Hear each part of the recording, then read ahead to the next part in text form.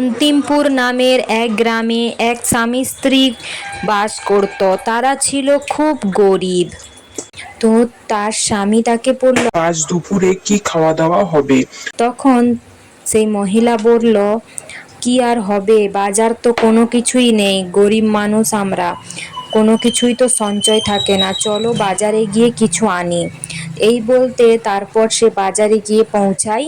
তখন তার এক বৃদ্ধ লোকের সাথে দেখা হয়। তাকে জিজ্ঞাসা করে, আজ বাজারে সবচেয়ে কম দামি জিনিস কি এসেছে? তখন বৃদ্ধ বলল, কোনো কিছুই নেই এখানে আজকে কম দামি।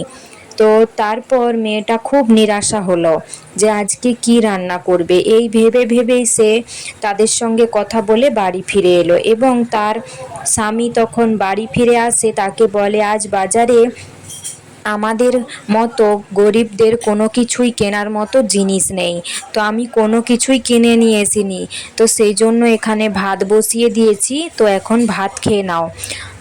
তো তখন তার স্বামী বলল, কি আর করব, আমরা গরিব মানুষ, চলো যাই আছে তাই দিয়েই খেয়ে নিই, কি আর করা যাবে, চলো ভাত হয়ে গেছে তো আমাকে দিয়ে দাও, চলো আমি আবার কাজে যাবো।